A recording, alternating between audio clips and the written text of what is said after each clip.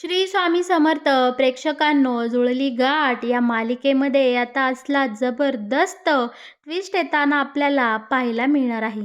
सावीवर रोज थोडा थोडा करून विषाचा प्रयोग करणाऱ्या दामिनीचं सत्य आता अखेरीस धैर्यासमोर येताना आपल्याला पाहायला मिळणार आहे. आणि जेव्हा का धैर्याला कळतं की स्वतःची आई, सख्खी आई त्याच्याच बायकोच्या जीवावर उठली आहे आणि रोज तिला थोडं थोडं प्रमाणात विष देऊन मारण्याचा कट करत आहे, हे जेव्हा धैर्याच्या लक्षात येताच धैर्य इकडे खूप मोठा असा धाडसी निर्णय घेणार आहे. शिवाय त्याच्या स्वतःच्या आईच्या अशी सनक्यानी कानाखाली लगावून देणार आहे.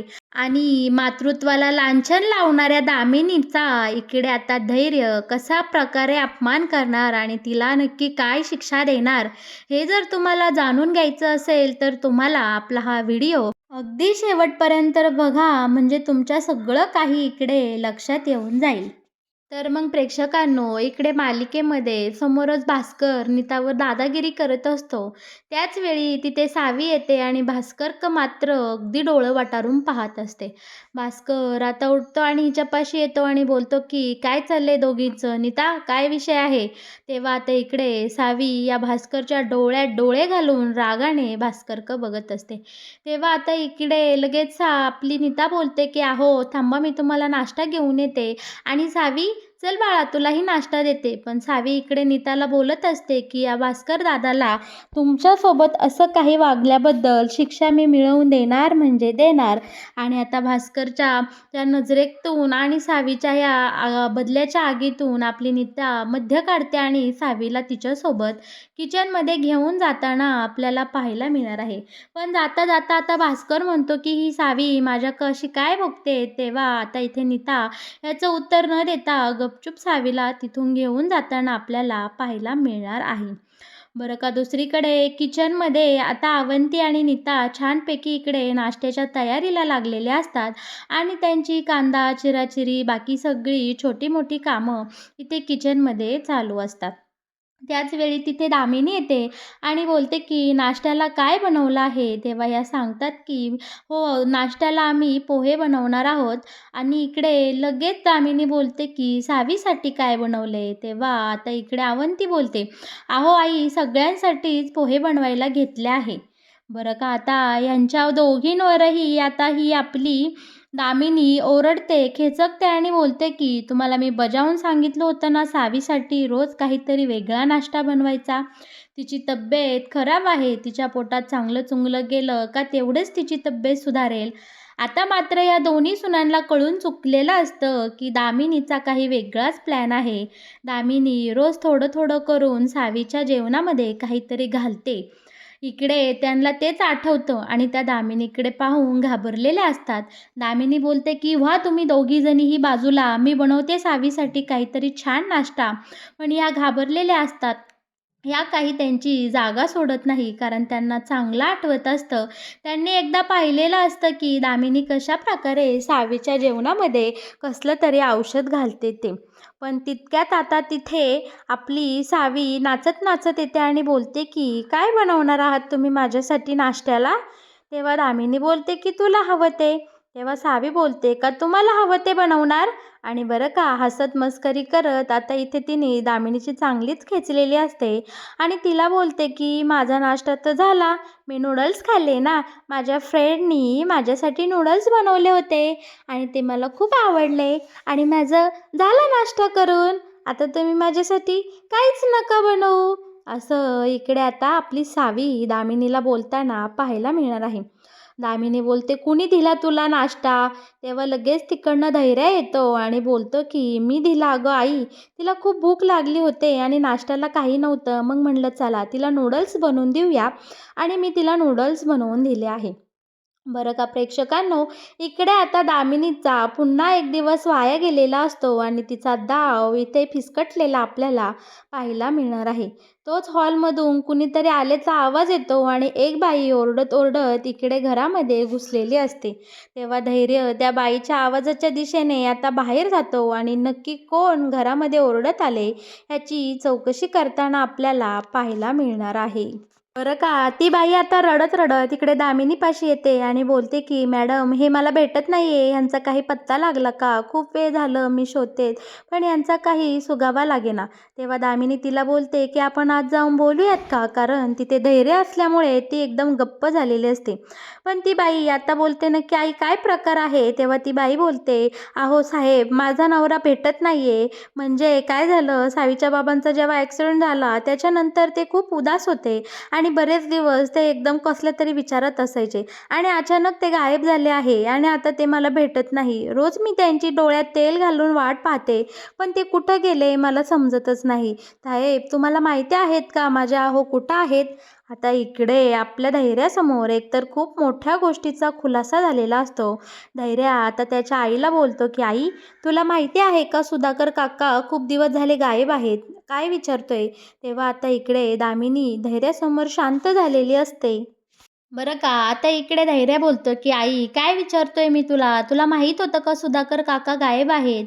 मग तू इतक्या दिवस मला का नाही सांगितलं?" बरं का, आता इकडे आपला हा धैर्य आवाज वाढवून आईसोबत बोलत असतो. लगेच आता मध्यस्थी करत तिचा मुलगा म्हणजे भास्कर बोलतो, की "अरे धैर्या, काय बोलतोस तू? तू आपल्या आईसोबत बोलतोय, एवढं तुला कळत नाही का? जरा आवाज खाली ठेवून बोल." लगेच आता धैर्य बोलतो, की "दादा, तुला मधीच बोललं पाहिजे का? आई चुकलीत आणि मी तिला जाब विचारते. त्यामुळे प्लीज तू आमच्या दोघांमध्ये बोलू नको." इकडे आता आपल्या धैर्याने या दामिनीला चांगलंच खडसावलेलं असतं आणि इकडे सुधाकरच्या बायकोला धीर देत, आधार देत बोलतो, की "काकू, तुम्ही काळजी करू नका. काका लवकरात लवकर सापडेल. मी लगेच त्यांच्या शोधाशोधीचा इकडे माणसं लावतो आणि सुधाकर काकांना लवकरात लवकर शोधून काढतो."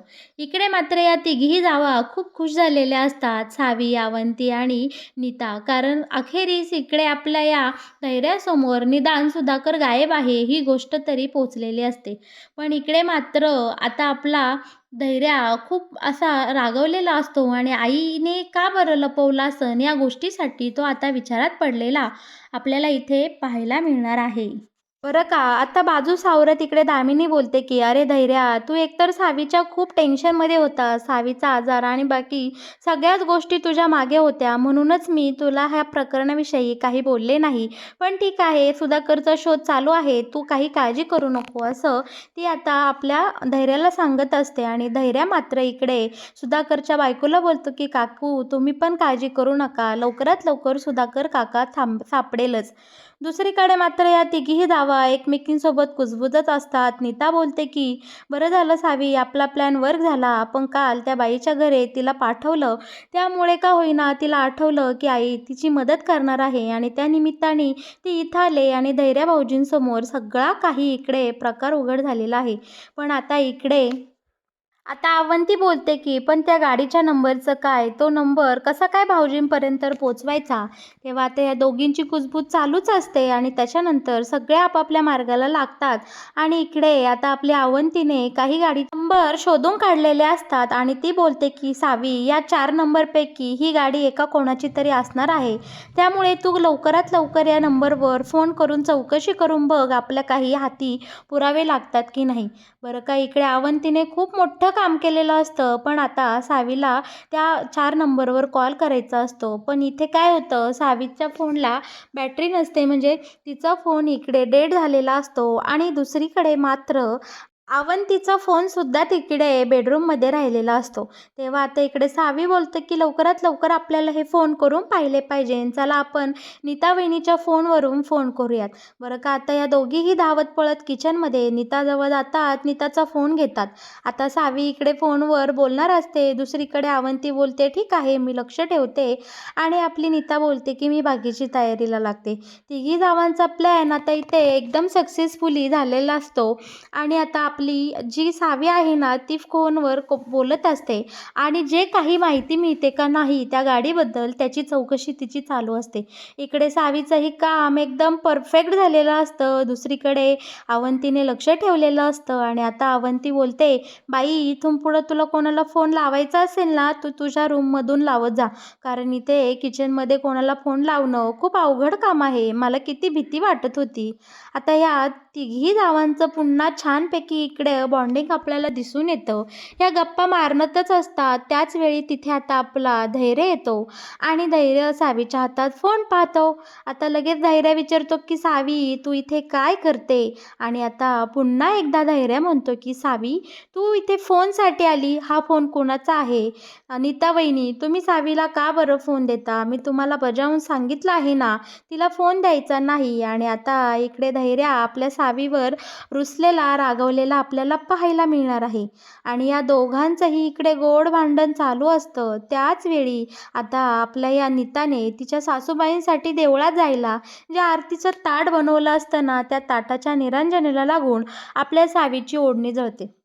बरं का आता सावीच्या ओढणीला आग लागल्यावर इकडे नीता बोलते अगं सावी तुझी ओढणी जळाली. आणि आता त्या जळत्या ओढणीला विझवण्यासाठी आपला धैर्य त्याच्या हाताचा विचार न करता त्याच्या हाताने आता सावीच्या ओढणीची आग विझवताना आपल्याला पाहायला मिळणार आहे.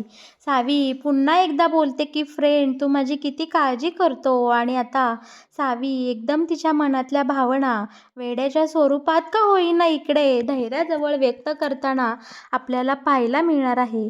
बरं का आता इकडे धैर्याचे हात पूर्णपणे पोळलेले असतात आणि आपली सावी आपली गोड सावी आता या धैर्याच्या जखमेवर औषध लावताना आपल्याला पाहायला मिळणार आहे. बरं का सावीला खरंच खूप वाईट वाटत असतं की तिच्यामुळे इकडे धैर्याच्या हाताला इतकं सारं भाजलं गेलं आहे. दुसरीकडे मात्र दामिनीला खूप टेन्शन आलेलं असतं कारण आजही तिने सावीला ते विषाचं औषध दिलेलं नसतं. त्यामुळे तिला खूप राग आलेला असतो. बोलते की दिवसामागून दिवस निघून चालले आहे. इतके दिवस वाया गेले आणि आजचाही दिवस वाया गेला. या सावीने आधीच नाश्ता करून घेतला पण आज काहीही करून तिच्या पोटामध्ये ते औषध मला मिसळलंच पाहिजे किंवा तिच्या पोटामध्ये ते औषध आज कसल्याही परिस्थितीत गेलंच पाहिजे. इकडे आता दामिनी हा कारस्थानी विचार करतच असते. तोच तिच्या लक्षात येतं की आज कसं काय बरं धैर्यापर्यंत ती बाई पोचली. उद्या नंबरही पोचेन. एक एक करून सगळ्या गोष्टी जर धैर्यासमोर उघड व्हायला लागल्या तर कसं चालायचं? माझ्यावर नक्कीच कोणीतरी पाळत ठेवून आहे असं मला का वाटतंय? कारण मी जे काही करते ते सगळंच कसं बाहेर यायला लागलंय किंवा सगळंच कसं धैर्यासमोर यायला लागले. माझ्यावर कोण पाळत ठेवत असेल? बरं का दामिनी आता गुंडांना फोन करते आणि बोलते की तो सुधाकर कसा आहे? व्यवस्थित आहे ना? त्याला नीट बांधून ठेवा. इकडे दामिनीने मस्त प्लॅन केलेला असतो पण तिचा मुख्य हेतू म्हणजे सावीच्या पोटात ते विष गेलं पाहिजे आणि काहीही करून सावी मेलीच पाहिजे. आता बरं का दामिनीने एक नवीन शक्कल लढवलेली असते. दामिनी काय करते सावीला जी काही तांदळाची खीर आवडते आता ती ठरवते की मी आता सावीसाठी तांदळाची खीर बनवते आणि त्या खिरीमध्ये ते विषाची थेंब टाकते आणि तिचा फायनली काटा काढते. आता इकडे ठरवल्याप्रमाणे दामिनी पुन्हा एकदा किचनमध्ये जाते. तिथे तिच्या लाडक्या सगळ्या सुना कामं करत असतात. अवंती आणि आपली ही नीता दुपारच्या जेवणाच्या तयारीला लागलेल्या असतात. तिथे आता ही दामिनी जाते आणि बोलते की दुपारच्या जेवणाला काय स्पेशल काही गोडाधोडाचं करणार आहात का? तेव्हा ह्या बोलतात की आई काय बनवायचं आहे तुम्ही सांगा. तेव्हा दामिनी बोलते की तुम्ही राहू द्या मीच सगळ्यांसाठी छानपैकी तांदळाची खीर बनवणार आहे आणि सावीलाही तांदळाची खीर खूप आवडते बरोबर ना? आता इकडे दामिनी एकदम सफाईने या दोन्ही सुनांना कामाला लावते आणि किचनच्या बाहेर हाकलताना आपल्याला पाहायला मिळणार आहे. आता इथे नीता आणि ही अवंती किचनच्या बाहेर गेल्यानंतर दामिनीने इथे तांदळाची खीर बनवायला घेतलेली असते. आता ह्या दोघींच्या डोक्यात मात्र आलेलं असतं की आईंना नक्कीच सावीसाठी काहीतरी बनवायचं आहे आणि त्यातून सावीला जे काही औषध त्या रोज देतात ते द्यायचं आहे. ते औषध नक्कीच घातकी आहे म्हणून ते सावीसाठी देतात. हा प्लॅन तर या दोघी सुनांच्या आधीच लक्षात आलेला असतो. बरं का प्रेक्षकांनो आता ह्यांनी एक प्लॅनिंग केलेला असतोय. इकडे एकट्या दामिनीला किचनमध्ये सोडून या दोघीही जणी सावीजवळ गेलेल्या असतात आणि इथे किचनमधलेला घडला सगळा प्रकार त्यांनी सावीच्या कानावर घातलेला आपल्याला पाहायला मिळणार आहे. दामिनी इकडे छान खीर बनवते आणि मस्तपैकी सजून ती एका वाटीमध्ये घेते. तोपर्यंत इकडे सावीने आणि या दोघी जणींनी एक भन्नाट अशी आयडिया लावलेली असते. ज्यावेळी दामिनी त्या औषधामध्ये म्हणजे त्या खिरीमध्ये ते औषध मिसळणार त्याच वेळी या बरोबर धैर्याला किचनमध्ये पाठवतात. दामिनी त्या वाटीमध्ये औषध मिसळत असते आणि बोलत असते की सावी, आता तुझा खेळ संपला. आता बस काहीच दिवस तू आमची सोबती आहे. एकदा का माझा हा डोस पूर्ण झाला का तुझं आयुष्य संपल्यातच जमा आहे. आणि तू आमच्या घरातून गेली की माझ्या धैर्याचं मी जे काही करायचं ते मस्तपैकी इकडे दुसरं लग्न वगैरे करून माझ्या मनासारखी सून मी इथे आणीन आणि तुझा विषय कायमचा संपवीन. हे सगळं मात्र इकडे आता धैर्याने पाठीमागून ऐकलेलं असतं, कारण ह्यांनी प्लॅन करून तसा सापळाच रचलेला असतो की बरोबर धैर्या तिथे जाणार आणि इथे दामिनीचं भांडं फुटणार. आणि ठरवल्याप्रमाणे अगदी तसंच झालेलं असतं. दामिनीचा हा सगळा प्रकार धैर्यासमोर उघड झालेला असतो. धैर्या आता या सगळ्या प्रकाराचा त्याच्या आईला, दामिनीला जाब विचारतो आणि बोलतो की, "आई, तू सावीच्या या खिरीमध्ये नक्की काय मिसळलंस? आता तरी मला सांगणार आहेस का नाही?" आणि इकडे आता धैर्य आईने हातामध्ये लपवलेली ती औषधाची बाटली काढून घेतो आणि त्याचं जरा रिसर्च करतो. ती बाटली नक्की कशाची आहे ते शोधतो आणि इकडे धैर्यासमोर सगळ्यात मोठ्या सत्याचा उलगडा इथं झालेला आपल्याला पाहायला मिळणार आहे.